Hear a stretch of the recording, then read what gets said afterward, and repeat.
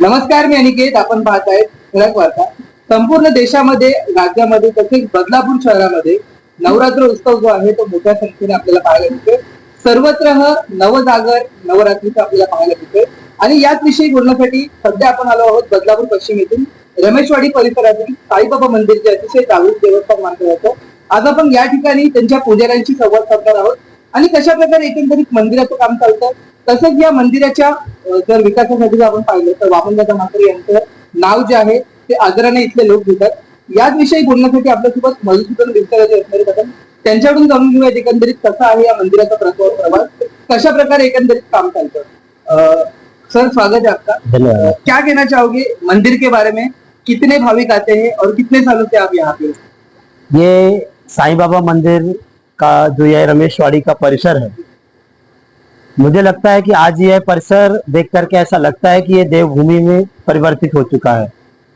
मुझे आए हुए यहाँ पे सेवा देते लगभग 4 वर्ष पूर्ण होने जा रहे हैं और साईं बाबा मंदिर को बने हुए लगभग 8 वर्ष हो चुके हैं। इस मंदिर प्रांगण में पहले मैं जब यहाँ पे आया था, लोगों से मेरी चर्चा होती थी कि यहाँ पे पूरा पेड़ ही पेड़ हुआ करते थे, ये जगह एक बंजर जैसी दिखा करती थी। लेकिन वामन दादा के मन में एक श्रद्धा आई और उन्होंने साईं बाबा मंदिर का निर्माण करा करके और शिरडी के ही साईं बाबा को ला करके यहाँ पे स्थापित करके इस रमेशवाड़ी का अर्थ ही है कि भगवान से जुड़ा हुआ, रमेश भगवान राम का नाम है और उन्हीं से जुड़ा हुआ ये आज वह स्थान एक धार्मिक नगरी बन चुका है। आज यहाँ पे प्रत्येक गुरुवार को लगभग 3 वर्षों से अनवरत भंडारा चल रहा है और 4था वर्ष अब पूर्ण होने जा रहा है। दिसंबर के लास्ट में ही वो भंडारा प्रारंभ हुआ था और लगभग 1000 से लोग, कम से कम 1000 लोग प्रत्येक गुरुवार को यहाँ पे आकर के भंडारे का महाप्रसाद पाते हैं, बाबा के दर्शन को करते हैं और अपने आप को यह अनुभव महसूस करते हैं कि जो शिरडी जाकर के हमें अनुभव मिलता है वो अनुभव आकर के हमें साईं बाबा के मंदिर प्रांगण में होता है। वामन दादा के मन में साईं बाबा के प्रति बहुत अटूट श्रद्धा है।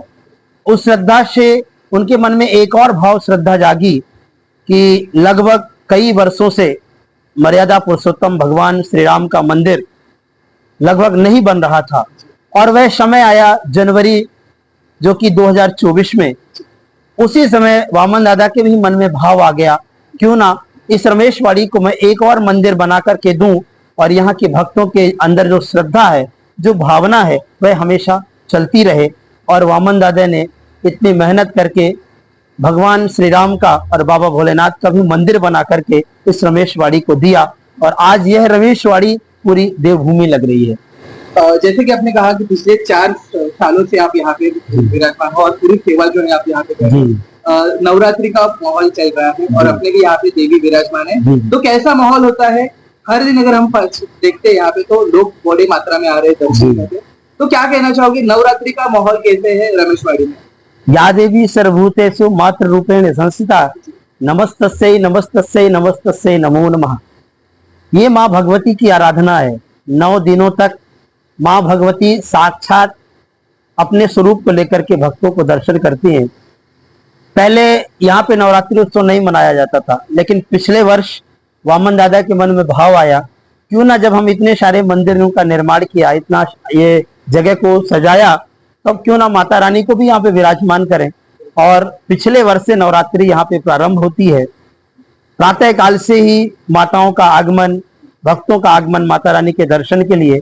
और मुझे लगता है पूरे इस पश्चिम में, पूरे वेस्ट में सुंदरता के रूप में इसी जगह पे लोग दर्शन करने के लिए आते हैं और मोहित हो जाते हैं। 12 बजे मध्य आरती होती है। लगभग 12 बजे से लेकर के 4 बजे तक कम से कम नहीं तो 250 महिलाएं यहाँ बैठ करके भजन करती हैं, कीर्तन करती हैं और शाम को 7 बजे आरती होती है। और आरती में गरबा में बहुत ज्यादा से ज्यादा, कम से कम नहीं तो 5 से 7 हजार लोग एक साथ इस गार्डन पे गरबा खेलते हैं और यह वातावरण ऐसा लगता है कि हम कहीं वैष्णो देवी के उस परम धाम में बैठे हुए हैं और ऐसा अनुभव अपने आप में महसूस होता है और भक्तों के मन में भी यह महसूस होता है। फिलहाल हर कोई डिजिटाइजेशन हो रहा है, हर कोई जो है वो पाश्चात्य संस्कृति जो है उसको आज स्वीकार कर रहा है, और अपनी जो परंपरा है, अपनी जो संस्कृति है, स्पेशली हम यंग बच्चों की बात करते हैं कि वो लोग जो है वो स्पेशली अमेरिका या हॉलीवुड वाली संस्कृति को फॉलो कर रहे हैं। तो उनके लिए आप क्या कहना चाहोगे कि हमारी संस्कृति का जतन करना कितना महत्वपूर्ण है? मैं तो ये मानूंगा कि जो आने वाली हमारी पीढ़ी है, बीच में तो ये बहुत भटक चुकी थी, लेकिन वामन दादा जैसे धार्मिक महापुरुष जहाँ पे हों और जहाँ पे ऐसे धार्मिक कार्यक्रम का आयोजन हो, तो वो भटकती हुई युवा पीढ़ी अपने आप सही रास्ते पे आ रही है। और मुझे देख करके अनुभव होता है कि हर वो भक्त, हर वो युवा पीढ़ी जो कि अनेक अनैतिक कार्यों में भटक चुका था, आज वह धर्म से जुड़ने लगा है। आज उसे ज्ञात हो चुका है कि अगर हम सांस्कृतिक और अपनी वेशभूषा और अपने धार्मिक स्थानों को नहीं देखेंगे, नहीं समझेंगे, तो आने वाला जो समय होगा हमें वह बहुत बुरा हो सकता है। और आज पूरा युवा पीढ़ी अपने वेश के साथ, मैं देखता हूँ, आप जय गणपति का सीजन देखें, जय नवरात्रि का सीजन देखें, जय जन्माष्टमी का उत्सव देखें, आज के डेट में युवा पीढ़ी बहुत आगे आ रही है और भारतीय संस्कृति को वह स्वयं अपना करके हर जगह पे ओम साईं राम, जय श्री राम, जय माता दी से जयकारों से आज यह पूरा जय घोष हो रहा है। ये युवा पीढ़ी जान चुकी है कि हमें अपने धर्म को लेकर चलना पड़ेगा, तभी हमारी उन्नति हो सकेगी।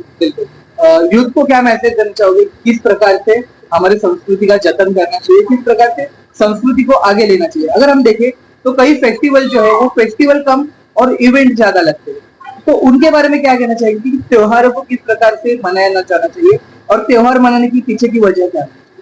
मैं तो यही आपके माध्यम से संदेश देना चाहूंगा कि मर्यादा पुरुषोत्तम श्री राम भगवान ने अनेक लीलाएं की, और उन्हीं की लीलाओं से देख करके आने वाली जो पीढ़ी है हमें कैसे मर्यादित रहना चाहिए। सबसे पहला संस्कार तो हमारे माता पिता से हमें संस्कार प्राप्त होता है। मैं उन हर माँ पिता को कहना चाहूंगा कि अपने छोटे से छोटे बच्चों को हमेशा धार्मिक कार्यक्रम में ले जाएं, उन्हें तिलक लगाना सिखाएं, उन्हें मंदिर पे ले जाकर के दर्शन कराएं, और जब भी कोई ऐसे धार्मिक कार्यों का आयोजन हो वहां पे अपनी वेशभूषा के साथ, मैं देखता हूं कि बहुत सारे लोग अपने वेशभूषा को भूल चुके हैं। सांस्कृतिक वेशभूषा जो परिवेश में होना चाहिए, हमें उस स्थान पे जाना चाहिए तो हमें अपने वेशभूषा में जानना चाहिए। एंजॉय करना, मनोरंजन करना, ये मानव जीवन में कहीं ना कहीं हिस्सा है, हम उसे अलग नहीं कर सकते, लेकिन जहाँ पे धार्मिक चीजों का अनुभव होता है वहां पे अपने वेश और परिवेश और वाणी का जरूर संयम रखना चाहिए। मैं आपके चैनल के माध्यम से सभी से आह्वान करूंगा कि आप धार्मिक कार्यों में हमेशा अपने वेश और परिवेश में चलें, ज्यादा से ज्यादा धोती कुर्ता पहने, माताएं साड़ी पहने और बढ़िया सांस्कृतिक वेशभूषा में, और माथे पे तिलक सबके होना चाहिए। अगर माथे पे तिलक है तो हमारा जो मानसिक संतुलन है वह एकत्रित रहेगा और हमारा मन कभी भटक नहीं सकता और हम एक सच्चे मार्ग की ओर प्रशस्त हो सकेंगे। फिलहाल अगर देश में देखा जाए तो हिंदू मुस्लिम दंगे फसाद कई जगह पे होते देखने को मिलते हैं, और उसी में एक ताजा प्रकरण ऐसा है कि भारत के कई मंदिरों में साईं बाबा की मूर्तियां जो है वो निकाली जा रही है। इसको आप एक पुजारी, साईं भक्त होने के नाते किस तरीके से देखते हैं? मैं तो मैं ये बोलूंगा कि ना हिंदू बनेगा ना मुसलमान बनेगा, इंसान की औलाद है, इंसान बनेगा। ये कुछ लोग अपनी रोटी सेकने के लिए आपसी धार्मिक भावनाओं को झगड़ा करवाना चाहते हैं, भिड़ाना चाहते हैं। मैं उन्हें ये संदेश देना चाहूंगा, साईं बाबा के इतिहास के बारे में ना मैं उतना जान पा रहा हूं, मेरी आयु भी नहीं है, ना वो व्यक्ति जान पा रहा है जो उंगली उठाना चाहता है। लेकिन अगर उन्हें संत रूप में पूजा जा रहा है तो कोई गलत नहीं है। साईं बाबा ने ये नहीं कहा कि मैं भगवान हूं, लेकिन वो एक संत हैं, और संत और गुरु की कोई जाति नहीं देखी जाती, कोई धर्म नहीं देखी जाती। इसलिए मैं उनसे आग्रह करूंगा कि साईं बाबा के करोड़ों भक्त हैं, अगर उनकी आस्था पे ठेस पहुंच रही है तो वो आप लोगों के लिए नुकसान ही है। आज लोग तो चाहते हैं कि हिंदू धर्म के जितने भी मंदिर हैं उन पे कब्जा होना चाहिए, उन्हें तो एक पॉइंट चाहिए। लेकिन मैं उन भक्तों को बताना चाहूंगा कि जिसकी जो श्रद्धा है उसे मानना चाहिए। भगवान राम ने भी कहा है कि जिसकी जैसी भावना, जाकी रही भावना जैसी, प्रभु मूरत देखी तिन तैसी। आपकी अगर भावना है कि आज माता चतुर्थ दिवस में कुसमांडा के रूप में है और कल मुझे काली के रूप में दर्शन दे, तो मैं ये कहता हूं वो काली के रूप में दर्शन देंगी। उसी प्रकार भगवान साईनाथ भगवान के दर्शन से हम एक संत के रूप में, आप उन्हें एक गुरु के रूप में पूजन करें और कोई ऐसा मतभेद ना फैलाएं। क्योंकि आप शिरडी में जाकर के देखिए, वहां पे जाकर के देखिए, लाखों की संख्या में भक्त भोजन प्रसाद पाते हैं। वहां पे कोई मुस्लिम नहीं है, कोई मुस्लिम व्यक्ति वहां पे सेवा नहीं दे रहा है, वहां पे हिंदू सेवा दे रहा है। तो ऐसे अफवाहों को आप व्यथित करें। मैं कहता हूं कि ठीक है, आज से 500 वर्ष पीछे जाएंगे तो हमारा भारत देश अंग्रेजों के गुलाम में भी था, मुसलमानों मुगल शासक में भी था।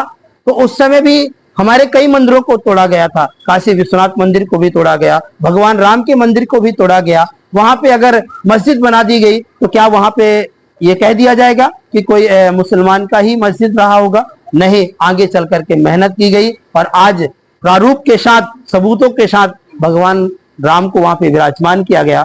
वही मैं संदेश देना चाहूंगा कि ये अफवाह आपस में मत फैलाएं।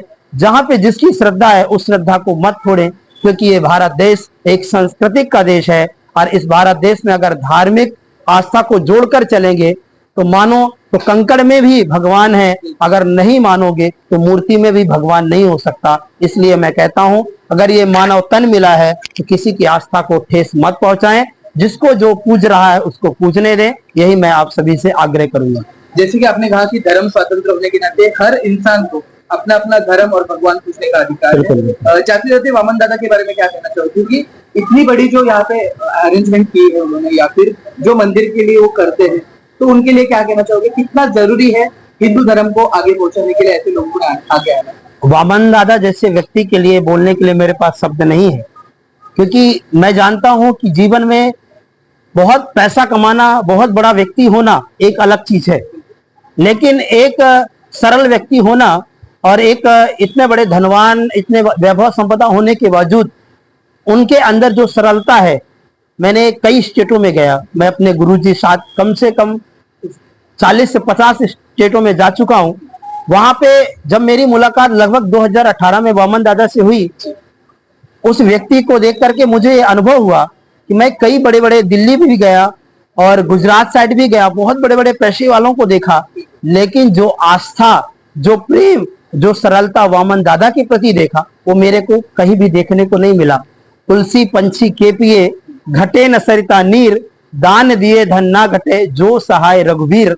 बाबा गोस्वामी तुलसीदास जी ने कहा है कि अगर कुएं में पानी है तो आप उसे नहीं निकालोगे तो गंदा होता जाएगा, और जब गंदा हो जाएगा तो हमारे मानसिक संतुलन हम खो बैठेंगे, हमारा परिवार भी एक गलत रास्ते की ओर भटक जाएगा। वामन दादा जैसे व्यक्ति बदलापुर के लिए आज उन्होंने जो काम किया है, ना पहले किसी ने किया था, ना आगे कोई कर सकेगा। वामन दादा जैसा व्यक्तित्व तो एक छोटा सा छोटा कार्यकर्ता भी उनके पास जाता है, वह उनकी हर कार्य के लिए खड़े रहते हैं। वामन दादा ने आज आने वाली पीढ़ी को ये जो साईं बाबा मंदिर, भगवान श्री राम का मंदिर बना करके आज उन्होंने जो रमेशवाड़ी को दिया है, ये बहुत बड़ी धरोहर कहलाई जाएगी। हम तो एक बाबा के सेवक होने के नाते मैं सेवा करता हूँ, वो मुझे अपने बेटे के रूप में मानते हैं और मुझे यहाँ की संपूर्ण व्यवस्था, पूरी चाबियां मेरे हाथ में देकर के उन्होंने यही कहा था कि ये जो धरोहर है आप इसको सच्चे मन से सेवा कीजिएगा, ताकि हमारा जो सपना है कि रमेशवाड़ी देवभूमि बने वह निरंतर बढ़ती जाए। वामन दादा के साथ उनके पुत्र वरुण जी, मैं वीना ताई को भी उनको माँ कहता हूँ, वो भी पूरा परिवार, उनके पांचों भाई, मैं अनुभव करता हूँ कि राम लक्ष्मण जानकी और भरत शत्रुघ्न कहा जाए तो पूरे वामन दादा के परिवार में ही सब लोग हैं जो कि आज हर धार्मिक कार्य में आगे से बढ़ करके हिस्सा लेते हैं और धार्मिक कार्य में अपना सहयोग करते हैं। वामन दादा जैसा व्यक्ति इस बदलापुर में कभी हुआ नहीं था और ना आगे होगा, और मैं यही भगवान से प्रार्थना करूंगा, माता रानी से, कि उन्हें इतनी शक्ति प्रदान करें कि उनका कभी मनोबल टूटे ना।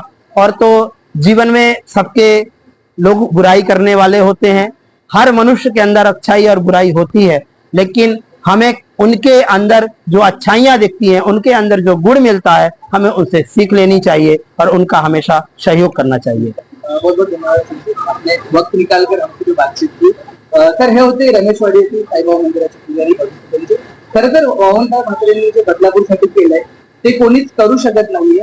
आणि त्यांनी ही रामभूमी जी आहे ती पुन्हा एकदा जीवित ठेवली बदलापूरमध्ये.